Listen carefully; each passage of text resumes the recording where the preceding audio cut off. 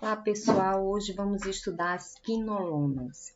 Esse grupo de fármacos, diferente dos que nós estudamos nas aulas passadas, não são classificados como antibióticos, e sim como quimioterápicos, porque se tratam de antimicrobianos sintéticos.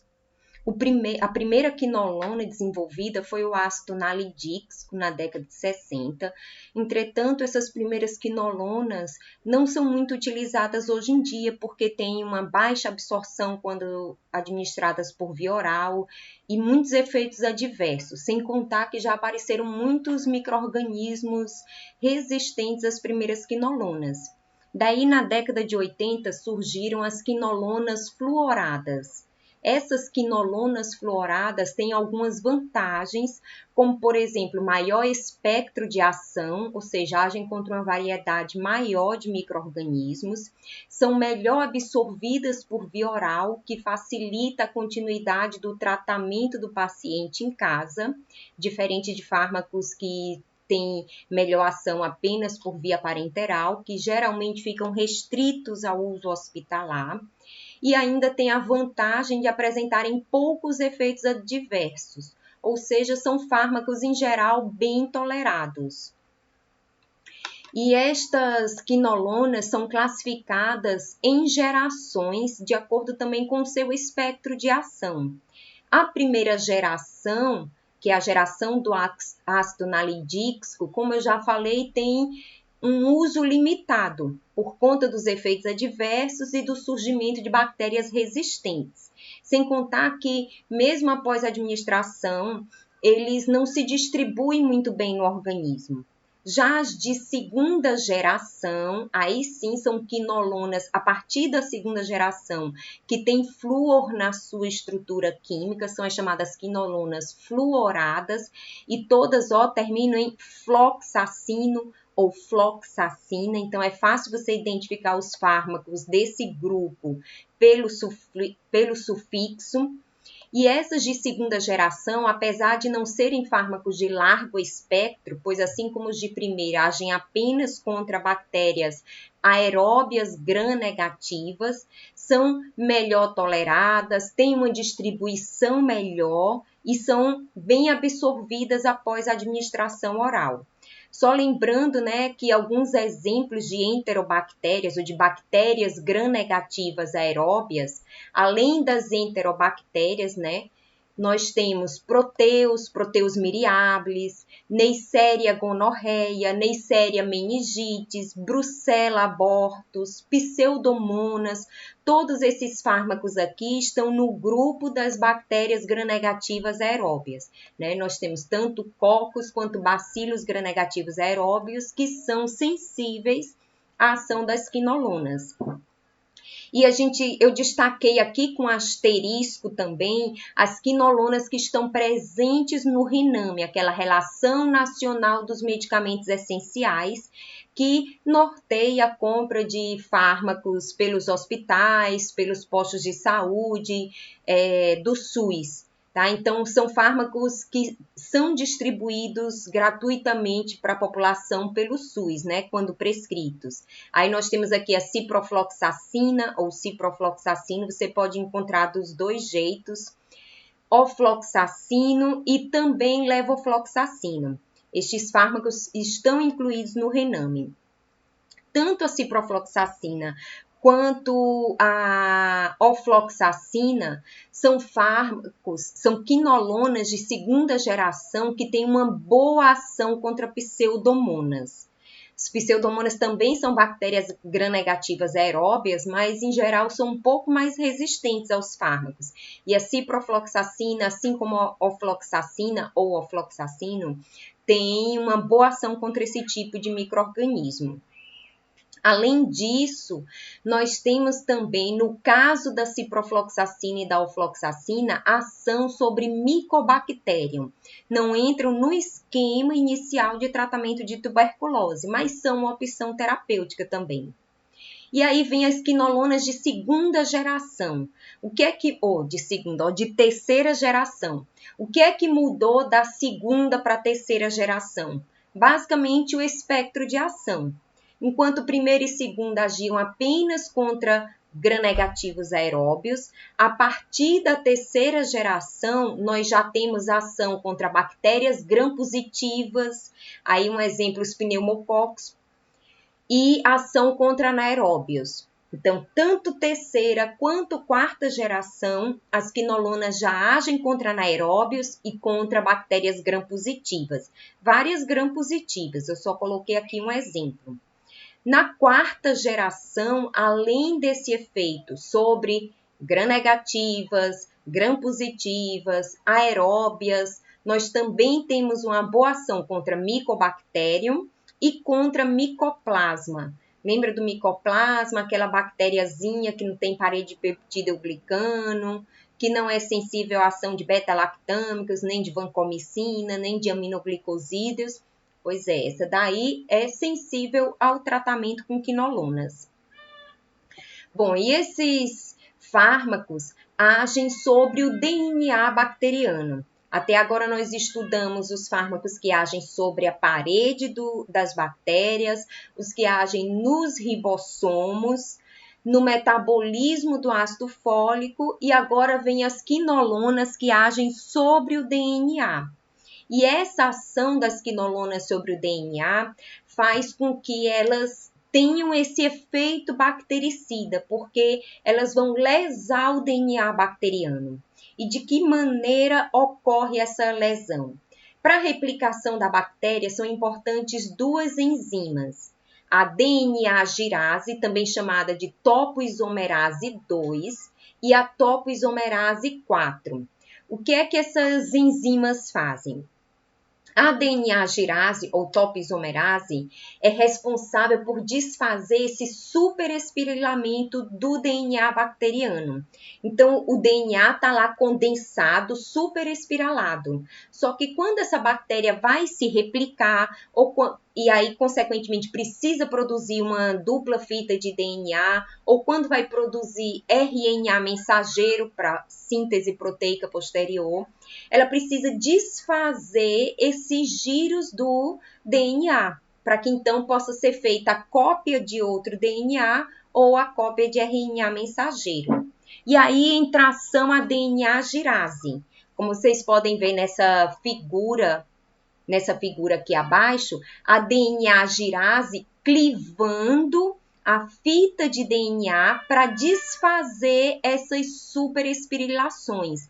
Então, ela cliva a fita, passa essa fita para o outro lado e religa. E assim vai desfazendo essas superespirilações. Tem um vídeo com mecanismo de ação que eu vou mandar o link para vocês assistirem. Então, a DNA-girase tem dois sítios ativos, um responsável por quebrar a fita de DNA e outro responsável por religar essa fita de DNA. Ela quebra, passa para o outro lado para desfazer o giro e religa. O que é que as quinolonas vão fazer? Elas não vão interferir com o sítio, com a região responsável pela quebra, e sim com a região responsável pela religação. Então, quando a bactéria precisar se replicar ou produzir RNA mensageiro, vai ativar a DNA-girase, vai começar a quebrar essa fita de DNA, mas não vai conseguir religar a fita quebrada, porque essa DNA-girase está inibida pelas quinolonas. Então, as quebras no DNA bacteriano vão levar à morte da bactéria. Essa topoisomerase 2 ou DNA-girase é prevalente em gram-negativas. Por isso, a forte ação desses fármacos sobre bactérias gram-negativas. Nas gram-positivas, a gente tem uma maior ação da topoisomerase 4, uma maior interferência das quinolonas sobre essa enzima. E essa topoisomerase 4 é responsável por separar as duplas fitas de DNA quando a bactéria se replica. Sem que haja essa separação, não é possível haver a replicação, a separação da bactéria, né, a divisão, e esse excesso de fitas de DNA termina comprometendo a viabilidade da bactéria e levando à morte. Então, essas duas ações podem ocorrer simultaneamente ou apenas uma delas. Bom, e essas quinolonas, como eu falei, as quinolonas fluoradas, que vai ser o nosso foco, que são as quinolonas mais utilizadas, são bem absorvidas após a administração por via oral. Apesar de existirem formulações de uso parenteral, a administração por via oral permite uma boa absorção. A presença de alimentos no trato gastrointestinal não impede a absorção das quinolonas, porém retarda, pode demorar mais a absorção. Por isso que se recomenda ingerir 1 hora antes da alimentação ou 2 horas após, para que não ocorra essa interferência no tempo de absorção. Uma vez absorvidas, elas são fármacos que se distribuem amplamente. Tanto conseguem atravessar a barreira placentária, como a maioria dos antibacterianos que nós já estudamos até agora, como conseguem também atravessar a barreira hematoencefálica. Isso tem uma vantagem e uma desvantagem. A desvantagem é que, por atravessar a barreira hematoencefálica, pode produzir alguns efeitos adversos no sistema nervoso central. Porém, isso também é uma grande vantagem, porque por atravessar a barreira hematoencefálica, ela pode ser utilizada para tratar infecções no sistema nervoso central, como meningites bacterianas, por exemplo. Além de atravessar a barreira hematoencefálica, ela se distribui muito bem no nosso corpo. Atinge boas concentrações nos rins, na urina, na próstata, são muito utilizadas para o tratamento de prostatites também. Nos pulmões, nos ossos, tendões, bile, fezes, no interior de células fagocíticas, como macrófagos e neutrófilos.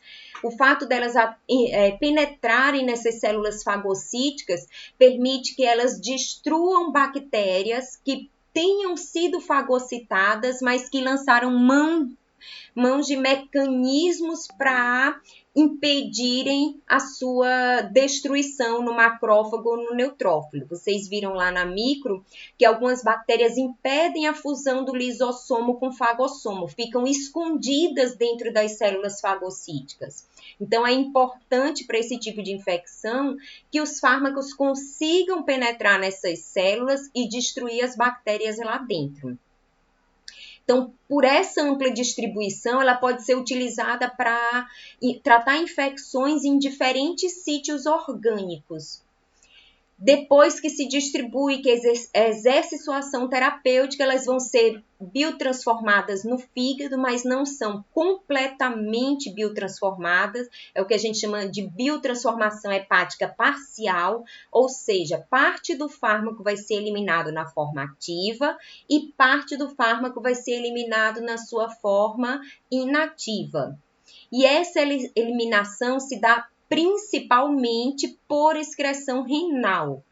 Porém, também podem ser secretadas pela bile, sendo assim eliminadas junto com as fezes, ou pelo leite. Essa excreção pelo leite não é significativa do ponto de conseguir eliminar em grande quantidade o fármaco do organismo, mas tem que se ficar atento para essa possibilidade de eliminação junto com o leite para quando for administrar para uma mulher que está amamentando. Porque se ela é excretada junto com o leite e a metabolização é parcial, significa que aquele bebê que está ingerindo esse leite vai receber o fármaco ativo. E isso não é interessante, né? Até porque as quinolonas não são indicadas em crianças. Bom, em que situações elas são utilizadas? Infecções do trato urinário são muito utilizadas.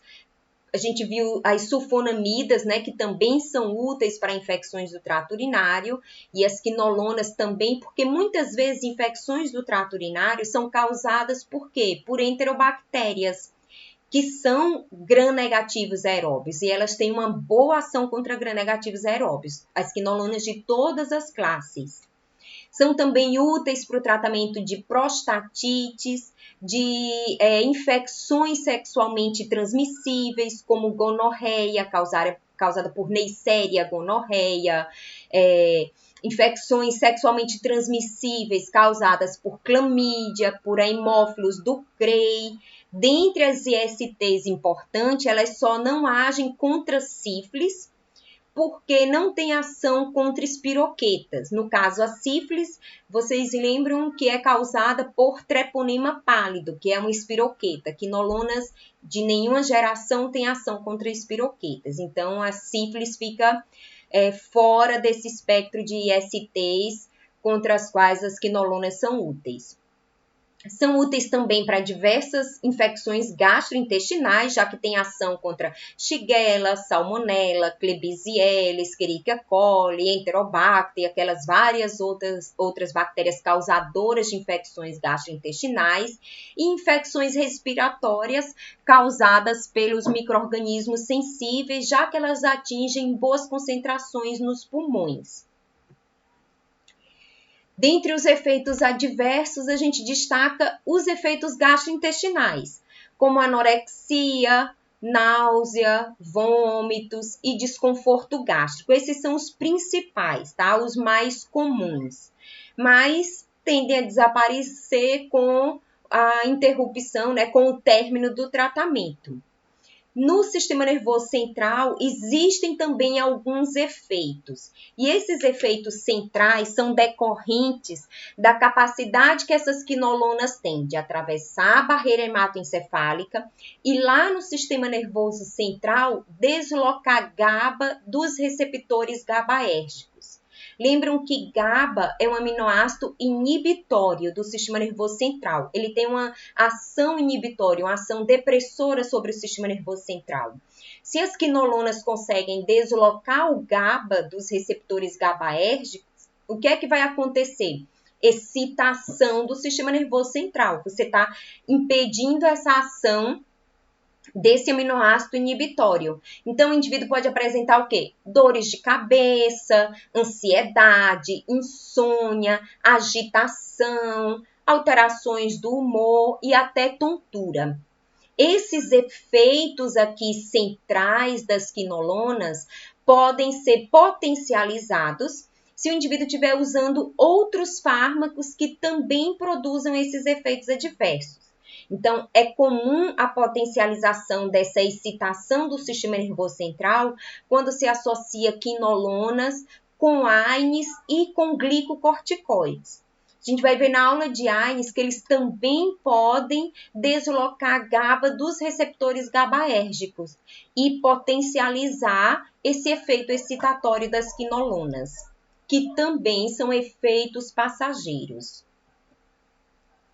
Outro efeito adverso importante e semelhante a efeitos adversos encontrados em outros antibacterianos são as reações de fototoxicidade.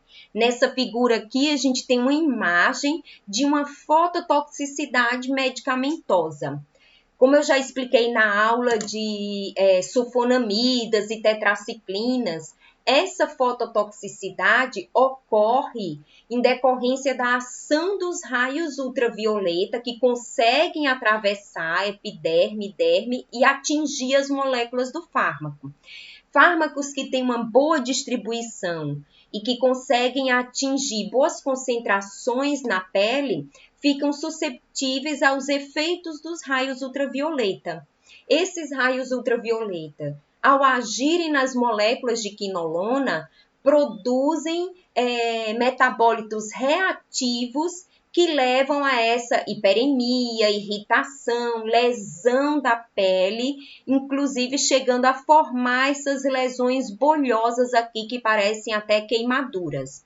Essa é uma reação de fototoxicidade com quinolonas, mas algo semelhante pode acontecer quando o indivíduo fazendo uso de tetraciclinas, de sulfonamidas, se expõe exageradamente ao sol.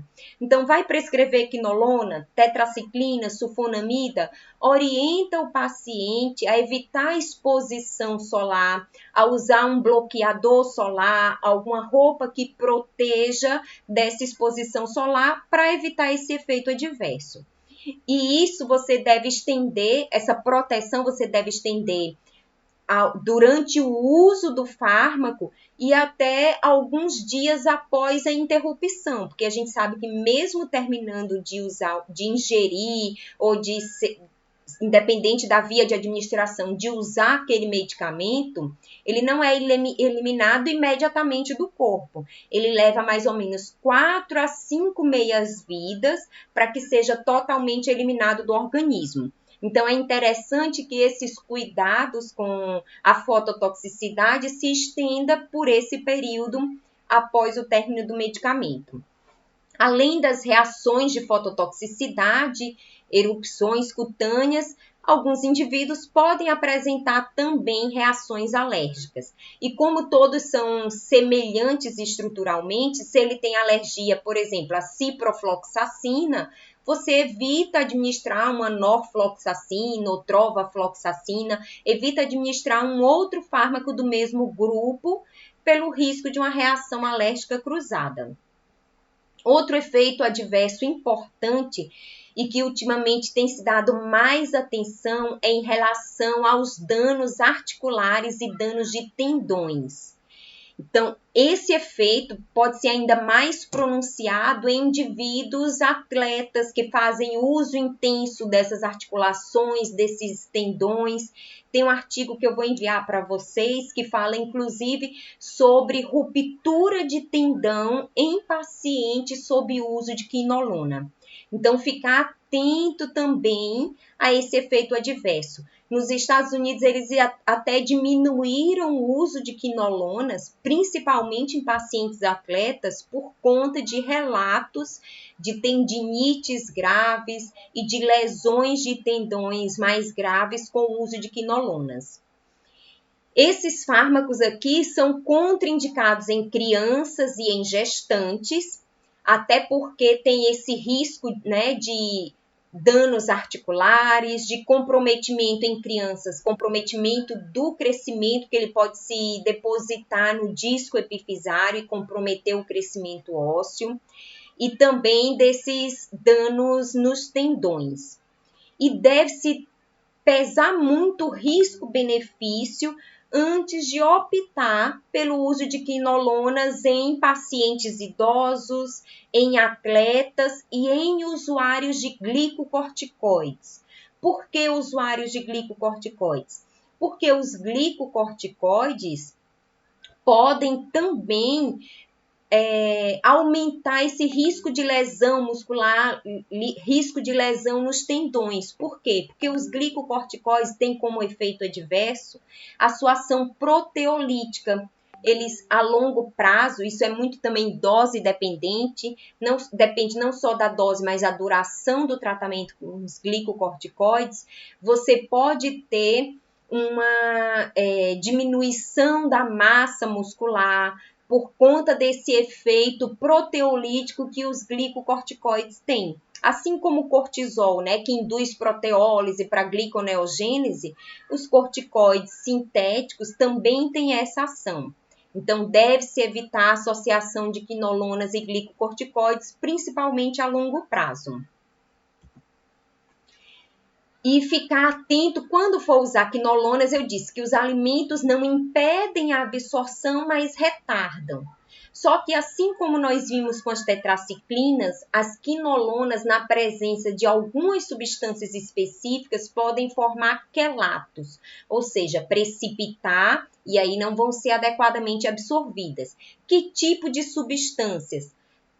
Cátions di e trivalentes, que estão presentes em antiácidos, sulfato ferroso, naquelas misturas multivitamínicas e minerais. Exemplo de cátions, né, de trivalentes, o próprio ferro, cálcio, magnésio, alumínio. Esses cátions podem precipitar essas tetraciclinas, formando quelato, ou tetraciclinas, ou precipitar essas quinolonas, assim como fazem com as tetraciclinas também, diminuindo a sua absorção. Então, evitar o uso simultâneo. Não quer dizer que o seu paciente não possa continuar fazendo uso de sulfato ferroso. Só que ele tem que fazer uso desse sulfato ferroso 1 hora antes ou 1 hora depois do uso dessa quinolona.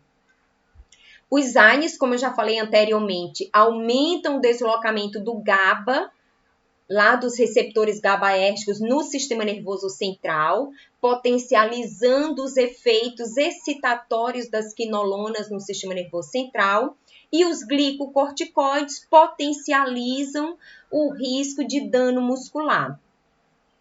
Então, deve-se usar com cautela. E, para finalizar, os antibacterianos, já que essa é a última aula de antibacterianos, a gente sempre tem que pensar no uso racional, tá? Então, fica a dica. Use antibacterianos por via oral, por via intramuscular, por via intravenosa, mas nunca por via das dúvidas. Por que a gente tem tanta resistência antibacteriana hoje em dia? Porque as pessoas banalizaram muito o uso dos antibacterianos. Ah, tá com cara de virose, mas por via das dúvidas vou administrar aqui um antibacteriano. Não é para ser utilizado de maneira indiscriminada. Antibacteriano não tem ação contra vírus, então se é virose, se não tem uma infecção oportunista por uma bactéria, não usa antibacteriano. Assim você diminui a seleção de bactérias resistentes, diminui uma série de efeitos adversos no organismo do seu paciente e faz uma prescrição racional.